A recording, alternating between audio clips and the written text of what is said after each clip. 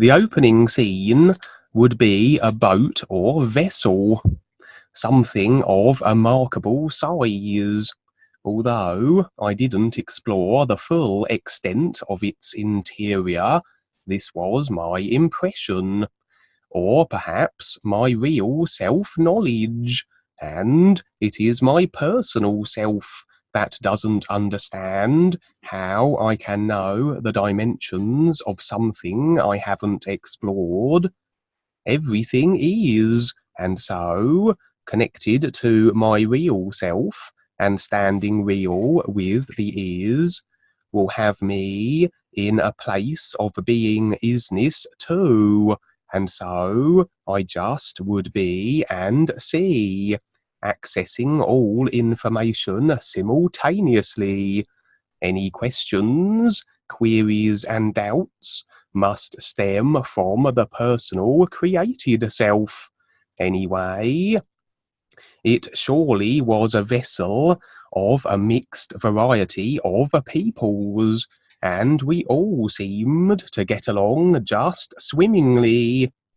I was there in my created Kevin human form, and we were standing on a part of the vessel that was like a monitoring station. There were screens everywhere, and they were displaying scenes occurring all over the earth.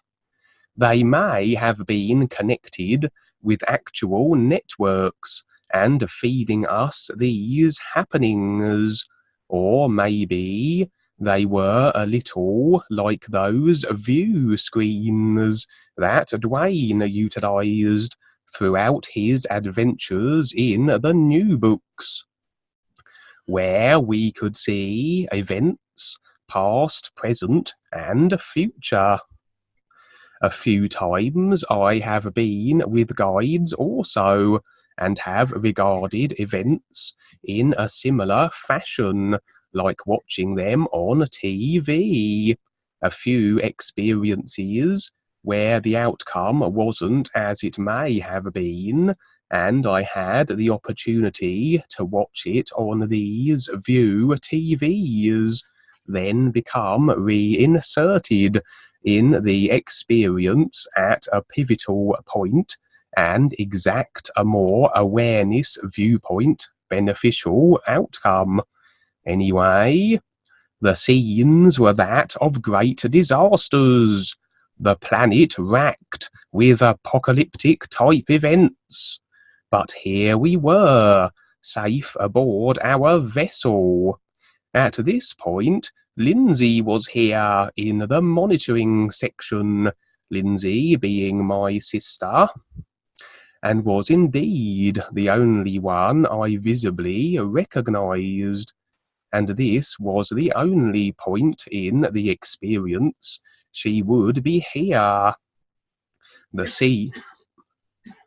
scene moved, and now I was at the helm with the captain of the vessel.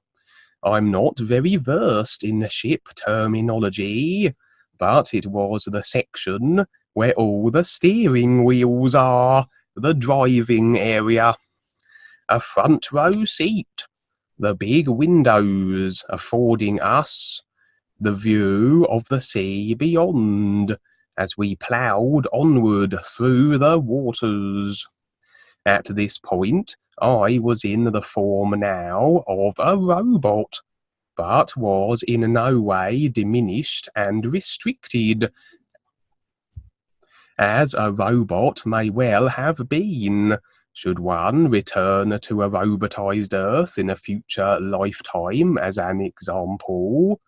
I was assisting the captain, carrying out a few duties here and there, my personal self feeling rather delighted at being in this part of the vessel with him. Then I informed the captain we were fastly approaching a monstrous wave of tremendous proportions, but he was unconcerned, and indeed gave the order to set a course for this very wave, and we would meet it head on. My little robot personal head was spinning. I protested at this decision, but the captain was adamant, and he had an air of knowingness about him, a powerful sense of purpose and being, that, despite my qualms, I knew everything would be all right, and I had trust in this course of action. We approached the daunting wave.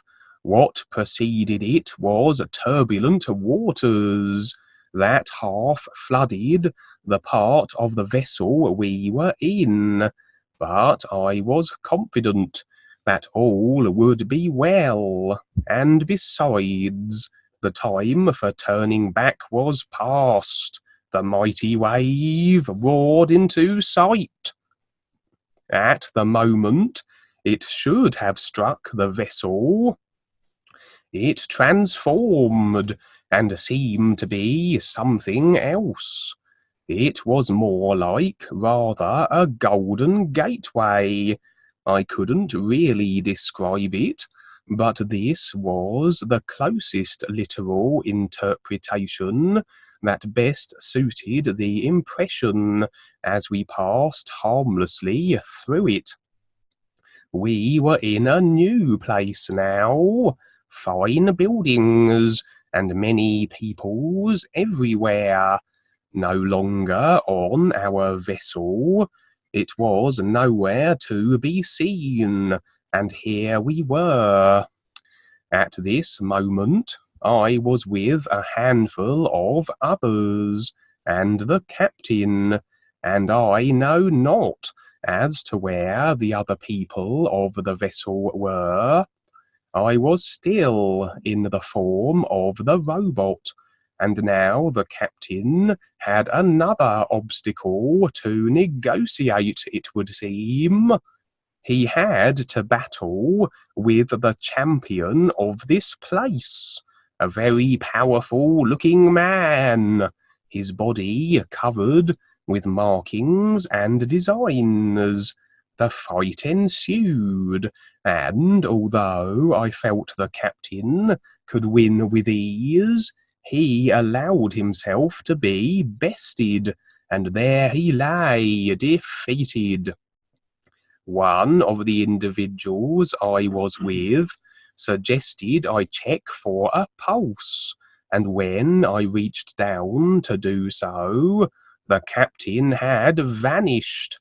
I was perplexed, but this individual proclaimed the captain still to be here, how he could see him, and that the captain was fine. But to my robot eyes, he had gone from this place. After a while, I wandered about, and came across a kind of veil that separated this place we were currently in from the physical level we had vacated, the earth and all its catastrophes. I passed through it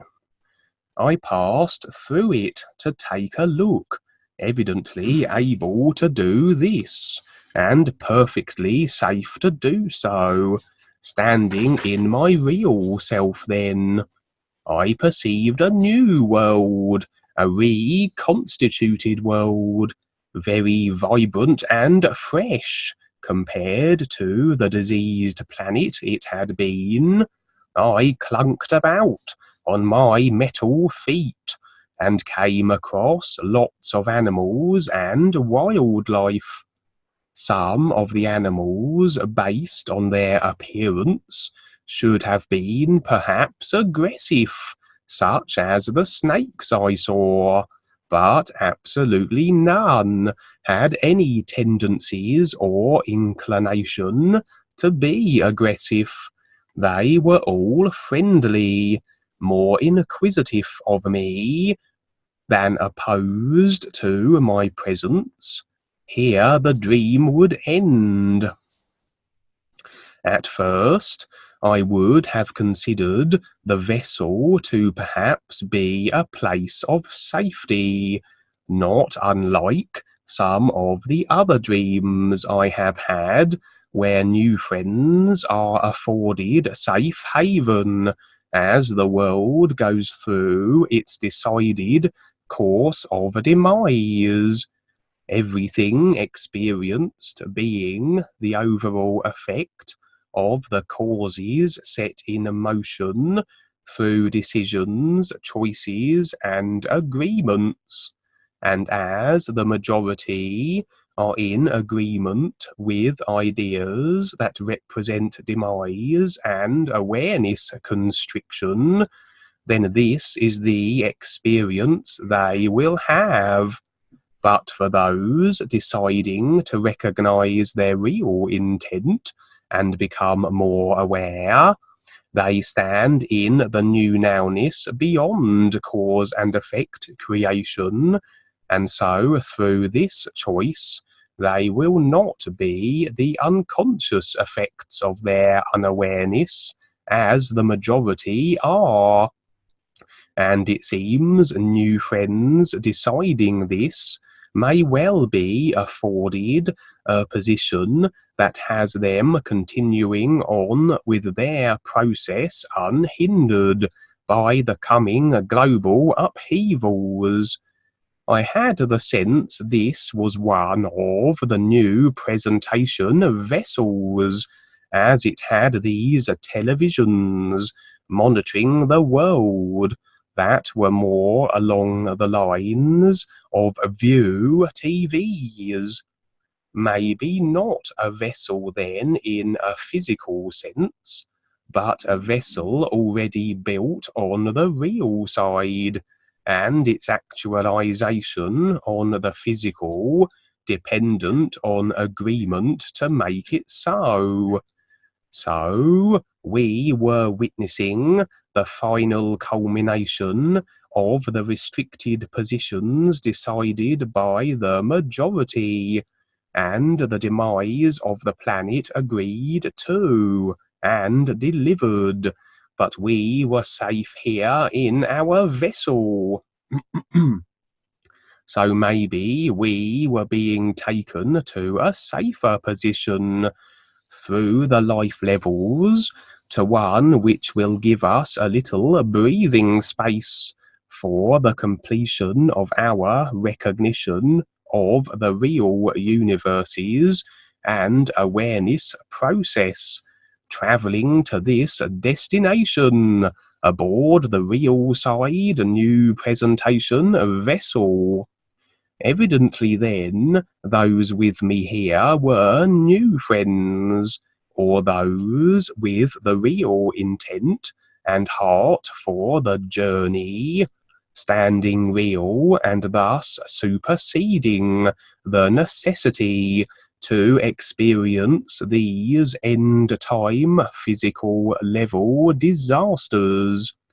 I did not recognize them, but assumed they perhaps were those I did not know on the physical level, or at least not as familiar with. Or I wasn't really considering their identities, as often we don't on the real side, and only on waking do we ponder as to who they were. The others may have been in other parts of the vessel, or maybe other vessels, sailing beyond the physical, literally speaking, as everything is, and so there is no travelling to anywhere, in fact. It's all about recognition. And here now was Lindsay, my sister, who continues to show no interest in the new presentation and the knowledge of the ears and the guides, etc. But I have seen a fluctuation of interest on the real side with her.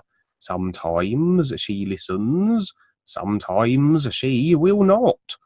She didn't have her usual attitudes and created a consciousness here. Her atypical personal self was absent. So maybe I was encountering one of her vehicles on a higher level in the psych realms, beyond some of the mental and emotional dross that makes up the created self. But it's unlikely she would be here, as I would say none of her vehicles throughout the creational life levels have the focus and real intent recognized to move beyond the experience that she would be sharing with the majority of people back on the physical level Earth. So she may have been a guide, as they often assume roles of family members and such, and thus they can feature in an experience, but not draw too much attention, lest the individual focus too much on them rather than the experience they are providing.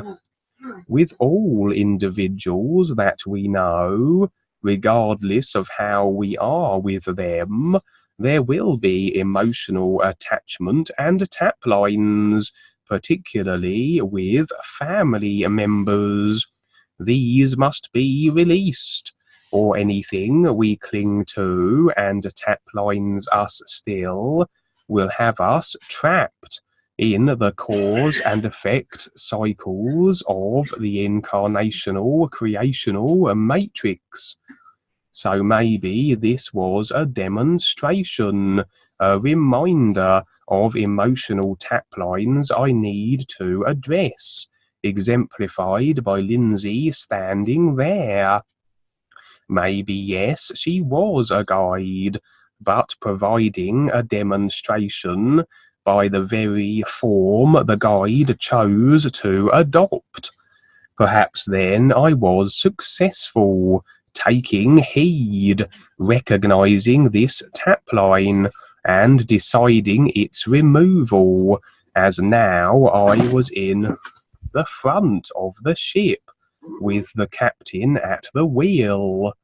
If I had retained the tap line, I may not have had this privilege, a little like dreams, where I have been presented with an agreement or attachment, decided its release, and then the consequent scene is one I would have not experienced had I not removed the tap lines. My awareness and ability to recognize the scene lacking, as the agreement and attachment maintained retains the literal filters of the created consciousness, making recognition of it impossible.